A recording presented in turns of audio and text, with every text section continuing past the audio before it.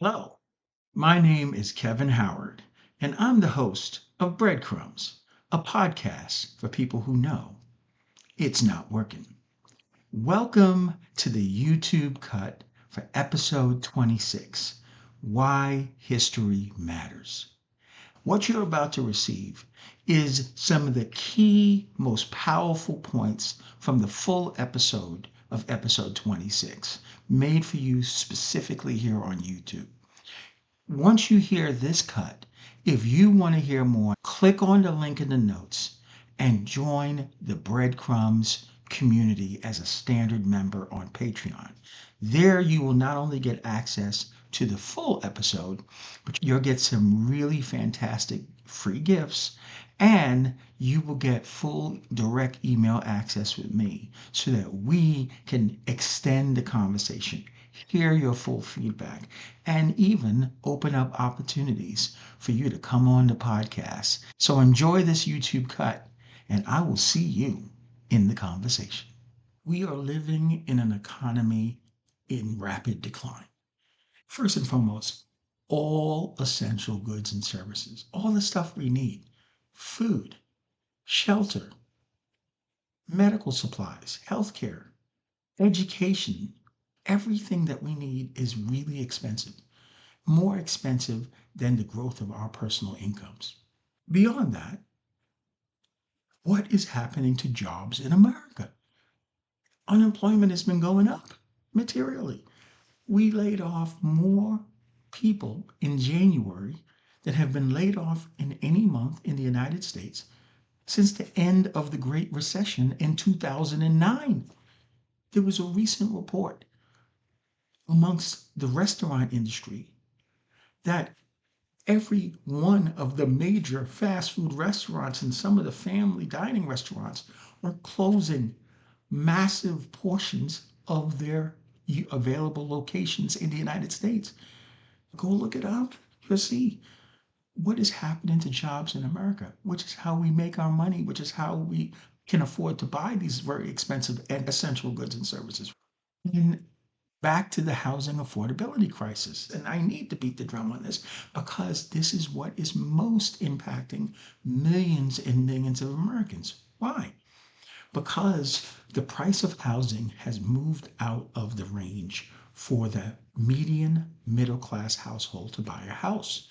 And because their incomes are higher than typical renters, their higher incomes are driving up rents. So rent inflation is becoming a thing that lower income families who don't make middle class incomes are having to choose between rent and how much they eat. Food insecurity is a major problem in America. For people who earn 200% of the federal poverty level, for a family of three, that's $55,000 a year. Oh, by the way, that's 116 million Americans. For those people, 52% of them, according to the Urban Institute, are reporting that they are experiencing food insecurity. The number one driver of that is rent inflation, not even food inflation. Yeah, rent inflation is driving food insecurity more than food inflation. This is the economy in which we live, where jobs are falling off the cliff. The price of everything we need is going through the roof. And now we're down to deciding between whether we want shelter or how much we're going to eat. Major stressor. How the hell did we get here? We are in a war in Iran. And yes, a couple of episodes I talked extensively about this war. The point is, how is that affecting us? What is affecting us about the war in Iran is Iran has shut down the Straits of Hormuz. And the Strait of Hormuz is important because this is a little waterway that's along the coast of Iran that 20% of the world's oil and natural gas pass through. That has been shut off. And now when you and I go down to the gas station, we're now paying $5 plus a gallon. There's no end in sight in this war, which means that the shortages of gasoline and natural gas are going to get worse. We're not stopping at $5 a gallon. How do we make sense? Any of this. And this leads us immediately to breadcrumb number one. To accurately understand the present condition, you must have a good understanding of how you arrived here.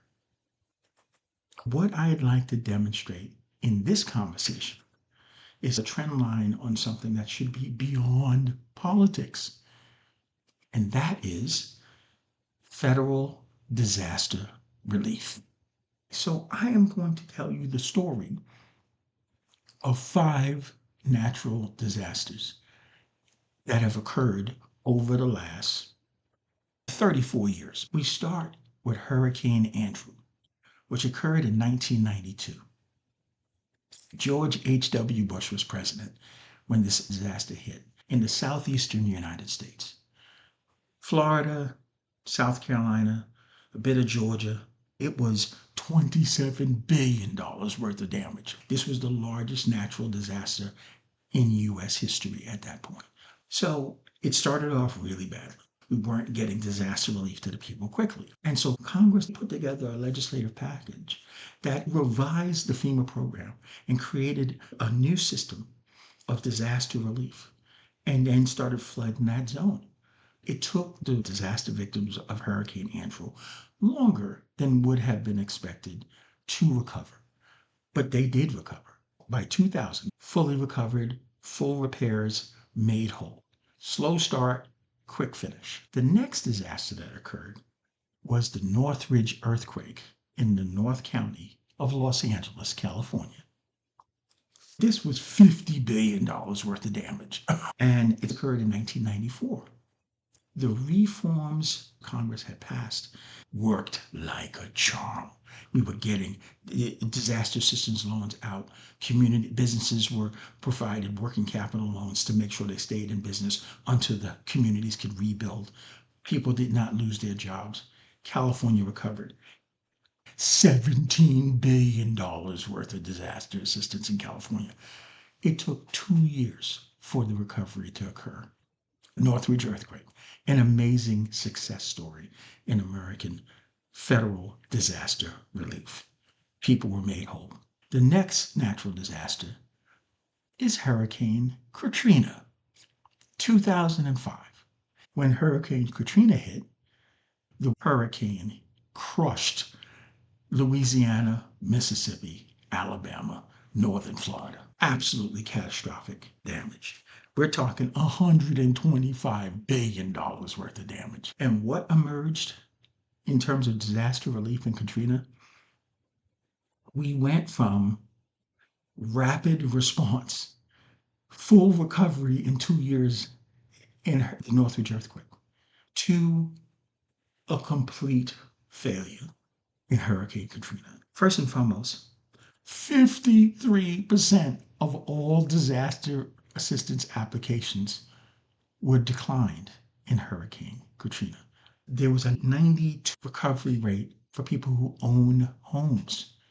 But if you rented, almost no recovery. Personal property, rebuilding the rental properties, almost none. Catastrophic. In terms of the population of New Orleans, 52% of the New Orleans population was no longer there during the recovery period. After Katrina, we created American refugees in Hurricane Katrina. We were sending people as far away as North Dakota, Minnesota, Washington State. 250,000 people were displaced, including 100,000 African Americans. It was a catastrophic demographic displacement. This is absolute failure for a federal disaster relief effort. Fast forward to 2023. We have the wildfires hit Lahaina, Hawaii. 12,000 residents displaced. 89% of them are renters. Almost $6 billion worth of damage. 40% of the population is Filipino immigrants. 20% of the disaster victims are not American citizens, and because of that are ineligible for FEMA assistance. Yeah, so automatically 20% of the disaster victims can't get help from the federal government. That's what we've become. You're not American? Well, Sorry you lost everything. Now get out. The rebuilds in Lahaina is de minimis beyond homeowners. Again, 89% of the people who displaced were renters. So, yeah, once again, replicating what happened in Katrina, the renters, the rental properties were not repaired. The personal property loss was not replaced, not to the extent that what happened with the homeowners and their personal property. Then Hurricane Helene. No one would expect a mountain town at high elevation to ever have to flood. But here comes climate crisis. Asheville flooded. Horrible damage. $53.6 billion worth of damage across the state of North Carolina. And so Joe Biden, we've already politicized federal disaster relief. Joe Biden is a Democrat. The governor of North Carolina happens to be a Democrat. Biden goes ahead and approves 100% federal participation in the disaster relief. The FEMA rules were 75% from the federal government, 25% from the states. But that expired by May of 2025 when Donald Trump did what? Said, well, the Democrat did this. I'm a Republican. Screw that. And he turned down North Carolina, who was in the first year of their disaster relief recovery, for the 100% federal participation. So now the state of North Carolina has to scramble around in mid-disaster and come up with the 25%. But like, as it said, $53.6 billion worth of damage. Political abandonment in the middle of a nationally declared natural disaster. If you look at the 5 federally declared natural disasters, this gives you the history of things leading up to where we are in America today, which underlines breadcrumb number 3. America is a divided nation because power pits us against each other. This is homeowners versus renters. This is citizens versus non-citizens in Lahaina. This is Republicans versus Democrats in Asheville. This is rich versus everybody else. Okay? This is why we are divided, because power has done this. This is how the people who own the government have done this. But we were not always a divided nation. And this is something I could speak to because I signed up for a 1-year stint to be a lead disaster assistance loan officer for FEMA's disaster assistance program. I'm going to give you a story to give you an idea of how disaster assistance used to work in America. There was some flooding in southern Georgia. That was a declared natural disaster. I was assigned to help disaster victims. One of the disaster victims was a young couple. For their modest incomes, they were both school teachers. They took their life savings and they bought a house. So the house was only 3 years old. And the floods had destroyed the house, 60% damage, complete raise and rebuild. There's nothing you can do with that. Well, when I looked at their tri-merge credit report and I looked at their 3 years tax transcripts so I could see their income, the simple math was their mortgage payment was 50% of their take-home pay. The affordability standard for a mortgage usually caps out at 40%. And here, what we're having to do is refinance that existing mortgage that's at 50% of their take-home pay, tear down the existing structure, and rebuild the house of equal value. Now, how are they possibly going to afford that financing? The disaster assistance program is at the government's cost. And so the prevailing mortgage rate at that time was 10%. We were offering 30-year fixed rate mortgages at 3.625%. And because the interest rate was so much lower, you can get a payment for the $190,000 loan that matches their pre-existing payment. That is literally how you make someone whole. But they were at 50% of their take-home pay. Problem is that eventually the roof is going to go out and they need to replace it. The first time a speed bump happens, someone gets sick, someone's income goes down, their cushion is going to go away and they're going to get into a default situation. That's why mortgage underwriting typically limits a mortgage to 40%. As a lead, I had the authority to approve exceptions to policy. So I decided, instead of approving the $190,000 loan, restoring their 50% of take home pay, I allowed the payment of that loan to be equal to 40% of their take home pay. I restored the standard affordability cap. So they actually were made better off. But the reason why I did it was not just to be nice.